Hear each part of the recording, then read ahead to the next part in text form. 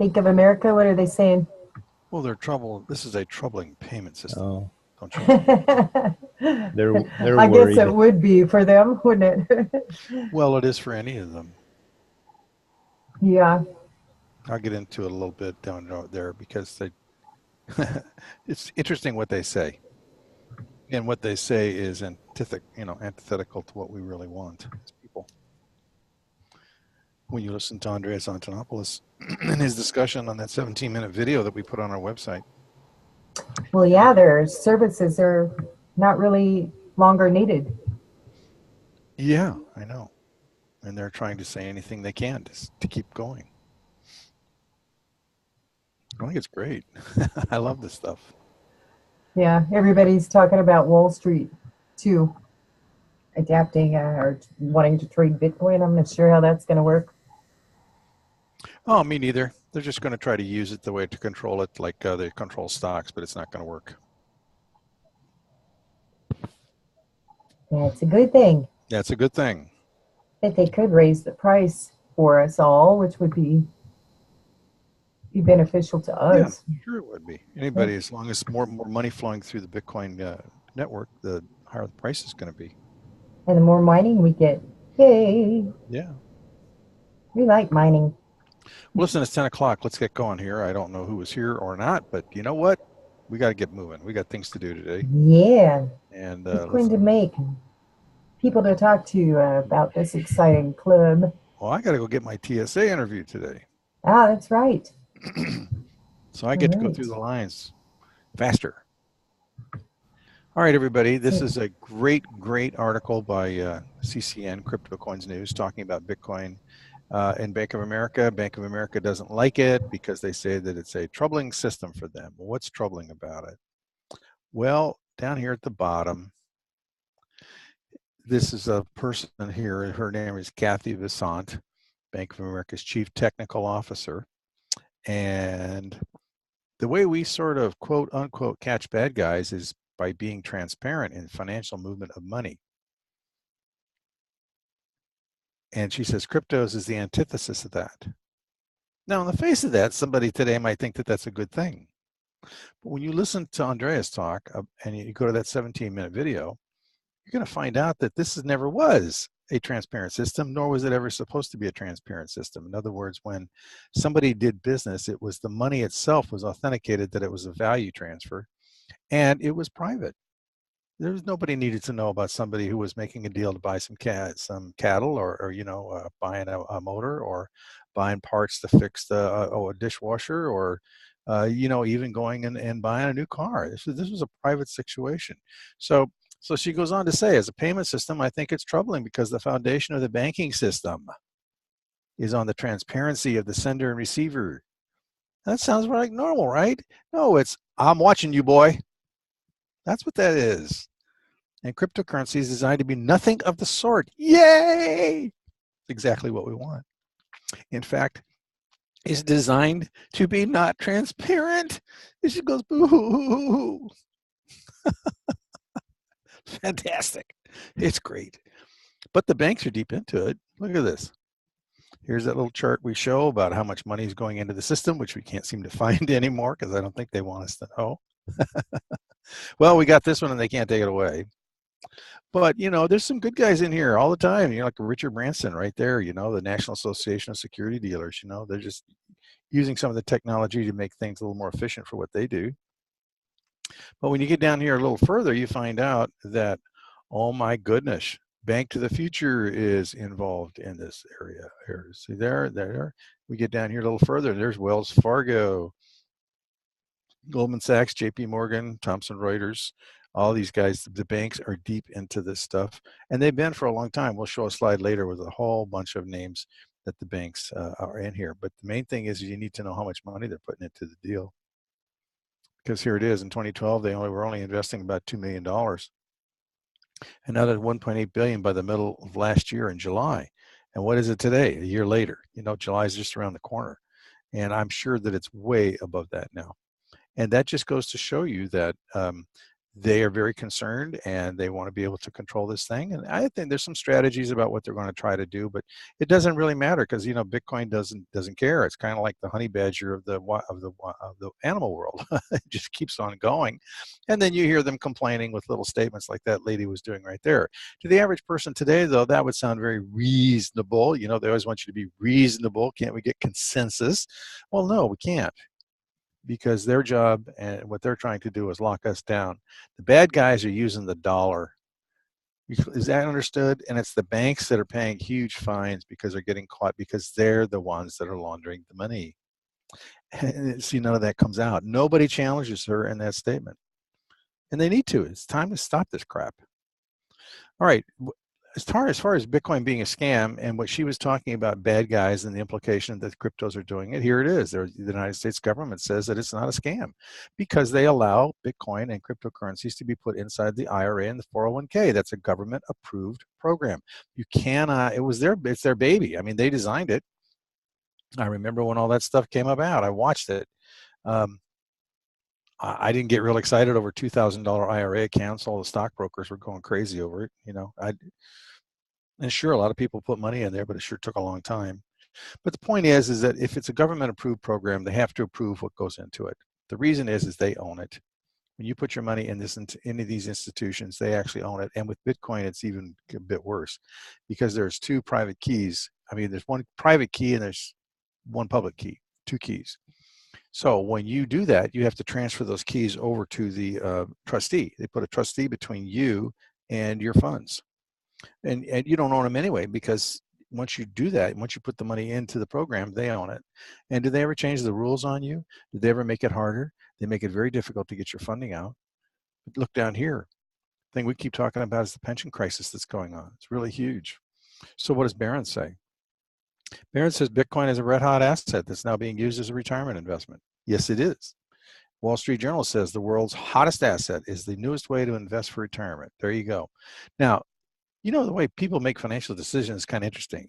I'm the last kind of guy that they're going to listen to as a financial planner. They're going to listen to the hot tip on the street. Well, there's a hot tip on the street right there. And people need to be doing something about it because their pensions are failing.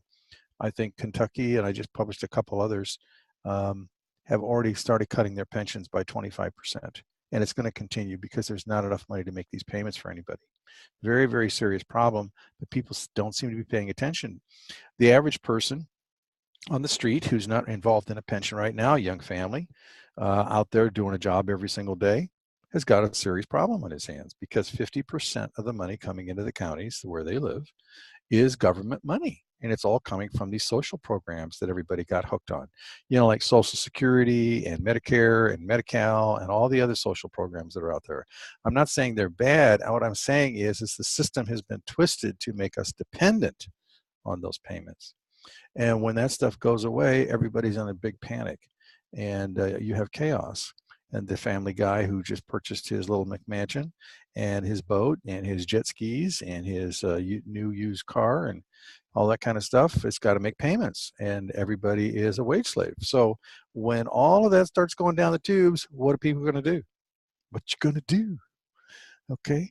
Well, right now, the answer is to get into the big club because we're the best thing going. And the more you learn about this club, the more you find out is the only place you should be. Now, we got to prove also that we're real, that we're not a scammy guy. There's still all these organizations out there. In fact, Texas issued a couple more cease and desist orders to some of these programs because they're not really doing what they say they're doing. However, we are, and we can prove it. This is the list of all the miners that are profitable in the blockchain. If your company that you're dealing with is not listed here, that means that they're probably not mining, maybe. And the other alternative is maybe they're leasing some computers from some of these people. I don't know. But these are mostly Chinese miners. They're mining for China. They're not mining for you and me. You can't get in them. The only one you can actually get into is Big Club Network. So are we really mining Bitcoin? That's the big question. Yes, we are. Right here, you go down and find their name below the chart. You click on that. It takes you to the most recent hash that they got, the block. There it is. Click on that code. That gives the complete transaction. See, this is what we mean by transparency.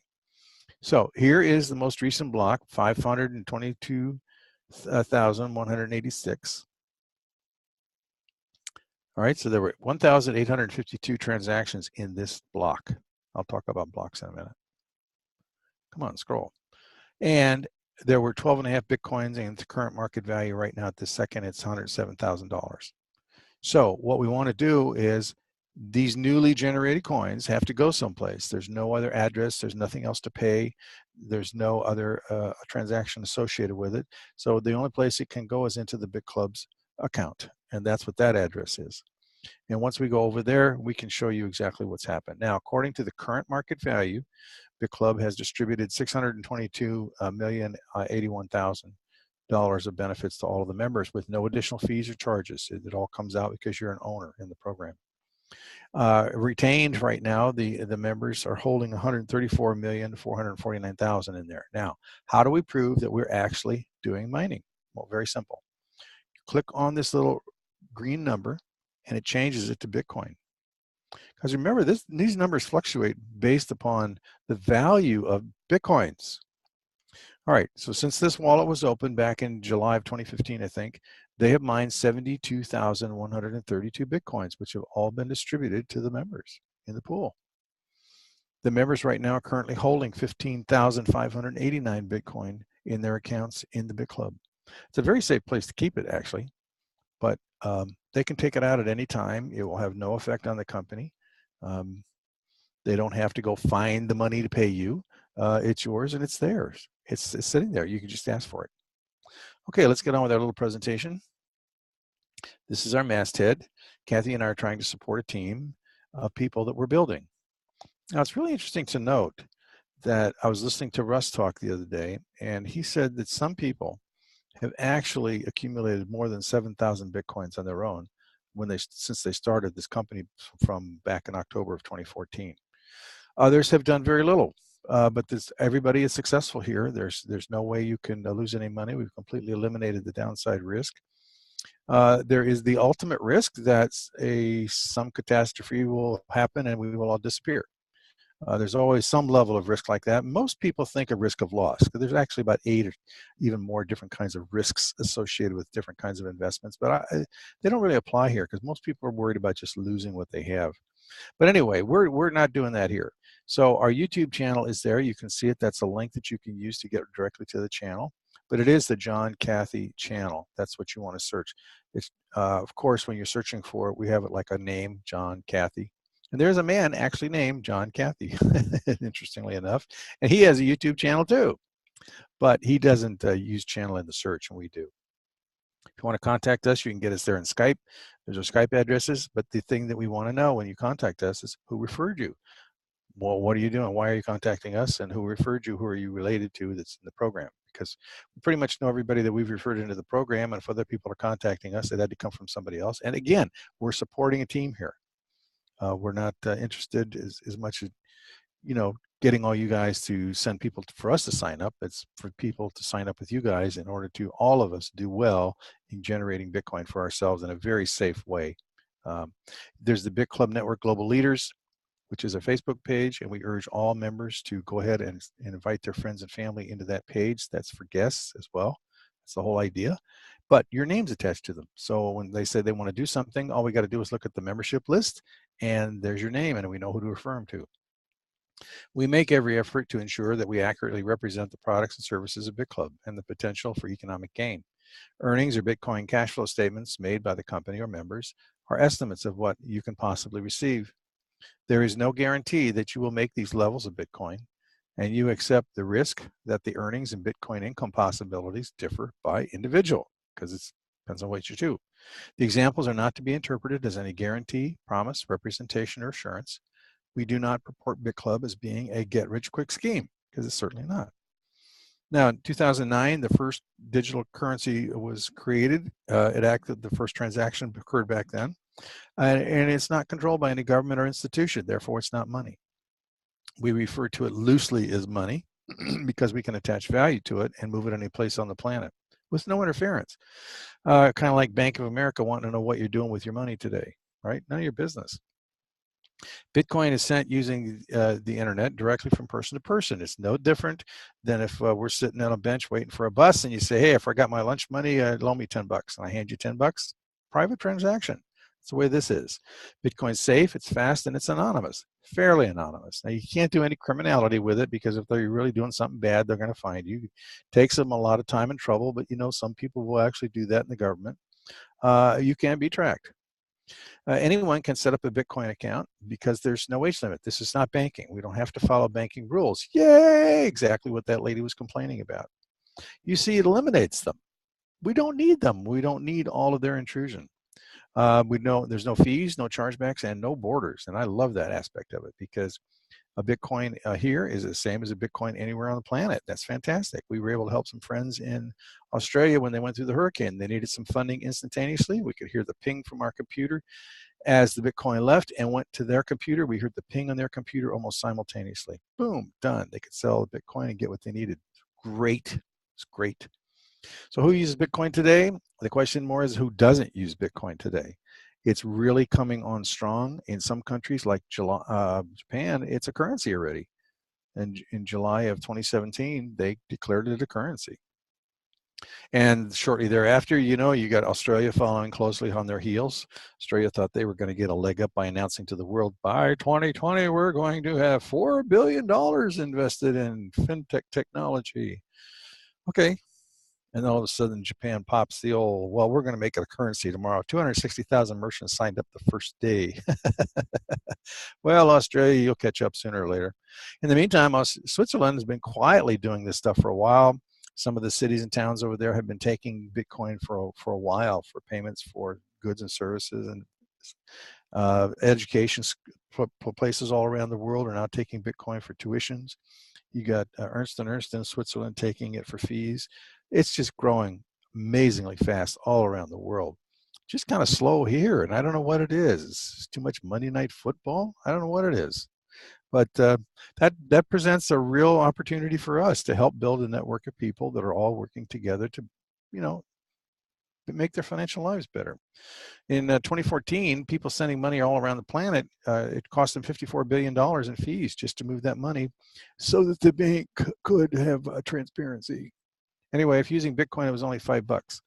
And we don't need PayPal, Citibank, MoneyGram. Bank of America, bye. I want them gone. I've dealt with that bank for a long time, and I really don't like the way they do business. Anyway, 54 billion bucks is a lot of cheese, and I just as soon keep that in my pocket. You too, I bet. So you may need to use some coins sometimes, and people always ask, well, what can I do with my coins once I have them? You can use them. You can get goods and services with them. You can save them. You can grow your net worth because these things are going to have extreme value.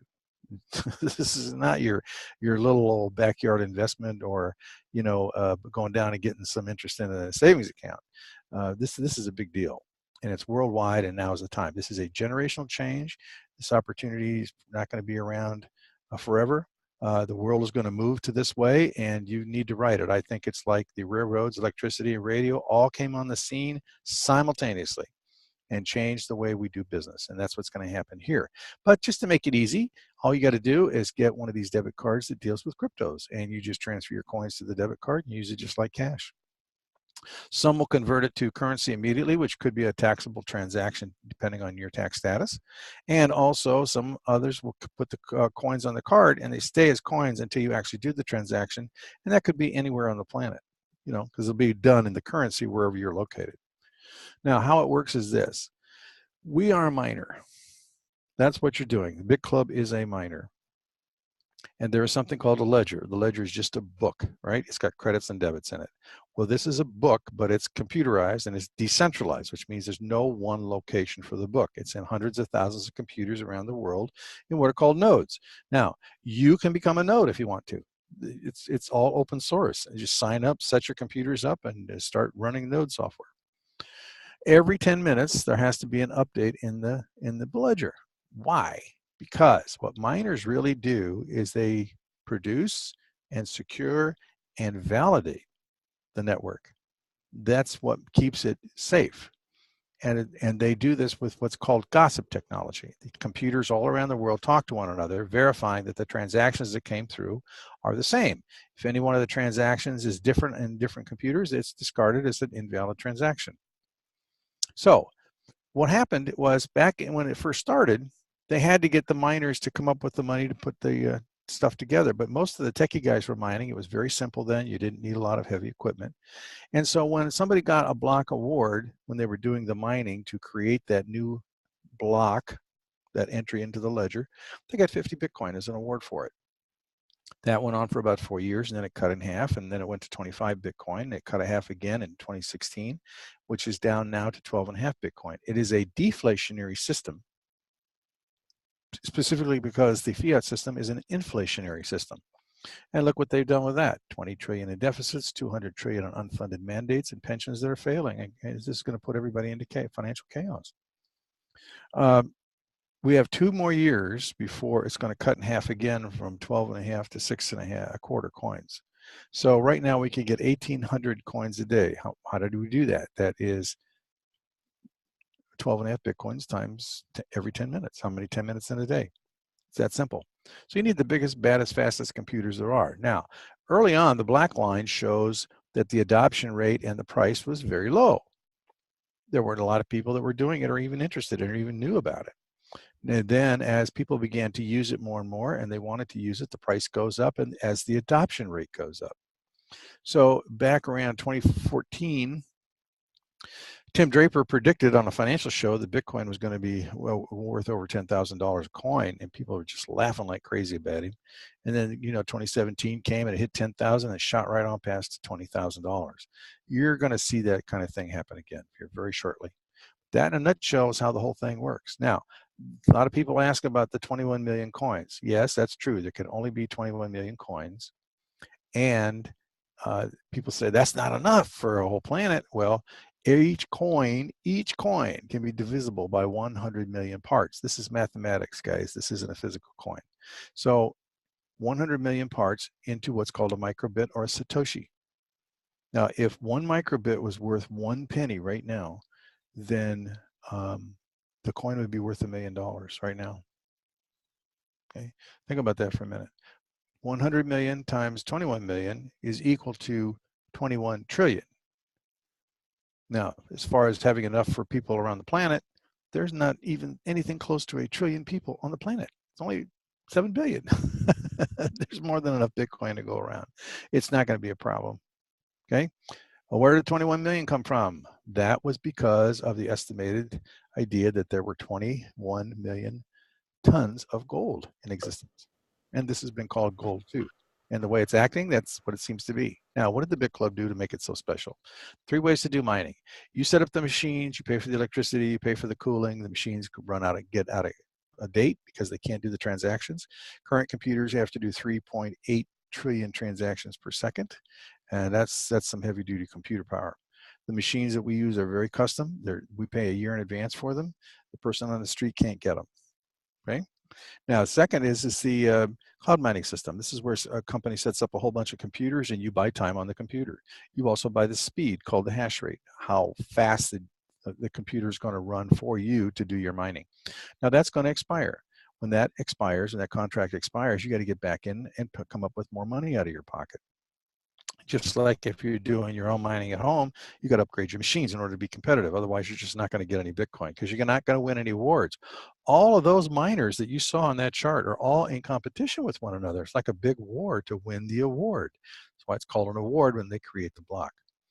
Now, what did Bit Club do that was so special? Well, what they did was they wanted a system whereby somebody could come in and buy a share in a pool, which would be an actual machine, and they'd be part owners. And never have to pay out of their pocket again. And so what they did was they came up with an algorithm that allows them to do what's called a repurchase. You can buy a partial share of a pool. So you're repurchasing the share. The partial share is equal to 5% of the pool value. So every time your mining comes in, you have a decision. Do you want to put into save a spend account, or do you want to use that coin to buy partial shares so that your mining power continues to grow? And 5% of a $500 pool is $25. So every time you have $25 in Bitcoin value, it will buy you a partial share. That's the little B's that you see here. Now, when you have 20 little B's, because it's a 5%, 20 times 5 is 100. That's a full share. It actually creates another share for you in your system. So in the first year, you mine a certain amount, and then that creates a second share. These two shares create a third share in half the time it took in order to get the second share done. These three now create a fourth share, and so on, and that continues to compound for the rest of your life. And that's the way this whole thing works. It's amazing when you see a little diagram that we put together. It'll show you how this whole thing works automatically. Have they been successful? Yes, that's the real test, isn't it? They have gone from zero people in the program, October 14 to this year. I saw over $1 billion of cash flow through that number back there on that account of funds that they've distributed to the members. And it's important to note that miners, the cloud miners, when they go to distribute coin, they don't just, chop it up and hand it to you. You get some fees and things you have to pay there. So you get a little bit of a reduction in the value that you actually get, but you don't get that here. So it's been phenomenally successful. We're growing by leaps and bounds. We've got over 1 million contracts running right now. And we've got about 8,000 people a day coming into the program. And this is not going to stop for the foreseeable future. At some point, yeah, it's going to stop taking new people into the Bitcoin side. But the GPU side, we also mine Ethereum, Zcoin, Zcash, and Monero. And we're going to expand that side too. So the future is really bright here, and it's just going to continue for the rest of our life. Now, what are the opposing views? Well, some people say, I'm better off buying stocks. Well, the stocks go up, stocks go down. Stocks are manipulated, and it's never safe. You're never going to double or triple your money over your lifetime in stocks. It's going to come up to a mean. I've seen it since I've been in it, and I've been in the financial planning business for 40 years, and I've seen every trick in the book, and there's very few people that do really well with stocks, especially if you're using the way most people do through 401ks and IRAs and mutual fund type programs. So that's not really the best way to go. And also, let's go trade some coins. Let's get into the money trading, arbitrage, stuff like that. Let's trade Tripcos. You got to be a special kind of person to do that. I couldn't sit there all day long and do it. Most people can't. They always lose a lot of money when they're trying to learn. And so very few people are really successful at the trading game. It can be kind of fun though, so you want to make that a little bit of a hobby. Go play with it, but you want surety. You want to know that what you're going to do is actually really going to amount to something, and the best way to do that. The other idea is to get gold or silver and do that. And I think you might want to have a little silver or something on top to barter with, maybe if things are tough and banking is down or something. But on the long haul, these are not, you can't use them for anything. There's no utility there. Go try to pick up $5,000 worth of silver. You can't do it. It's heavy. You're going to haul that stuff around.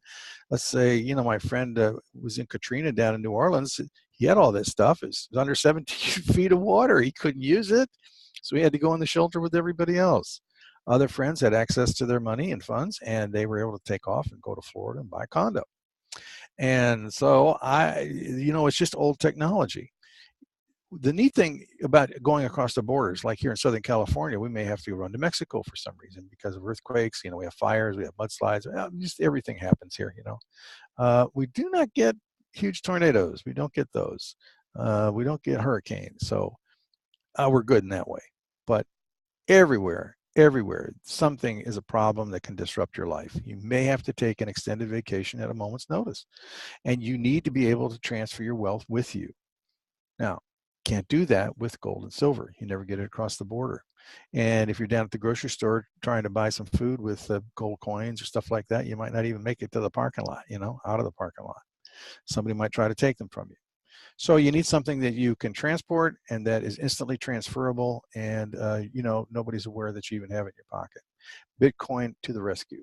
Now, some people say, well, why don't I just buy Bitcoins and hang on to them? Great idea. You're never going to hear me say no to that. That's going to be a very good strategy. The point is that in the future, you're not going to have any more. And the whole idea here is to get as many Bitcoins as you can. So what happens? Well, One is that you're going to sell it. In the future, that price is going to go way up. You're going to be very happy. You're going to jump for joy. You're going to sell your coins, but you're out. That's it. It's over. You can't get any more. You're going to be just like everybody else, scraping and scratching for whatever they can get.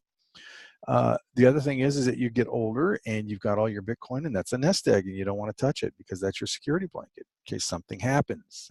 Maybe somebody in the family will need something. You want to be there to provide it. You want to take care of yourself. You might need it for an emergency situation. You don't know, so you don't use it.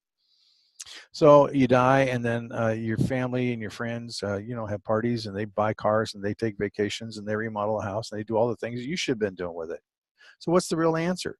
Well, I would say it's great to own some Bitcoin, but really what you want to do is own the goose that lays the golden eggs. And everybody loves golden eggs, but you need to get something that's going to produce them for you every single day, and that's the Bit Club. It's fantastic, it's wonderful, and that's the total answer. You want to own the goose that lays the golden eggs. Best strategy. Now let me tell you how Bitcoin is going to go up in value. Amazon had sales in 2014 of $88.9 billion, which generated $2.6 billion in fees to the banks. And you know what? As soon as they drop all the cards, their net profit's going to soar. It's going to more than double. Plus it might reduce some prices for us. So they're going to do it. They're already in the process of doing it. But if that $89 billion was flowing through the network, it would be worth $6,300. Current coins around $9,000. You're looking at a $15,000 coin just with that one change. And that's coming like a freight train. They're already working on it. The global remittances cost $54 billion in 2014 of money moving around the planet. Anywhere between 4 to 20%. It's very expensive. We've had a very hard time moving 20 bucks to and from out of Australia when you're using dollars and cash and PayPal. It's just a mess. Use PayPal. What a joke. Anyway, that $600 billion flowing through the Bitcoin network would add $42,000 to the value of the coin, just like that. So that's what you're going to see. Now you got a $50,000 coin. And just go to gasoline. $234 billion flowing through the gasoline. That's 34,000 more added there. Now you're pushing a $100,000 coin. It's just that fast. And that doesn't include all these other areas. What about gaming? Gaming is really big. So is gambling. They all take Bitcoin.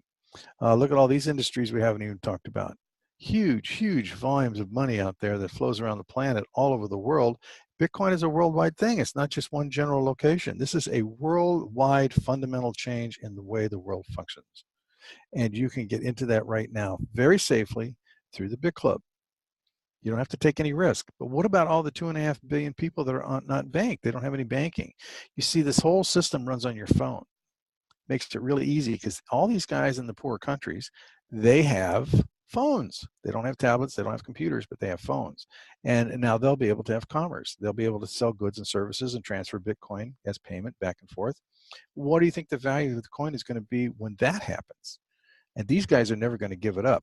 The Western countries, so-called first world countries, what a joke that is. Anyway, they're trying to lock it down. They're trying to control it. That's the whole point of that Bank of America statement. They want control. We're losing control. It's not transparent. Yeah, and the more they lock it down, what happens?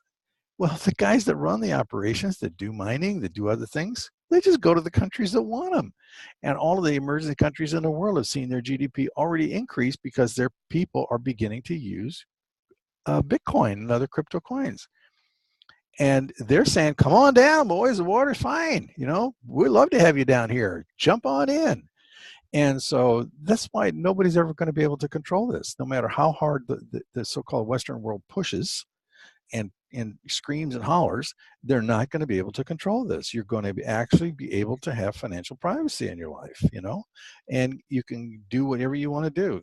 Use it however you want to use it. Here's a list of names of the banks that have all been very much involved in getting involved in what we call blockchain technology.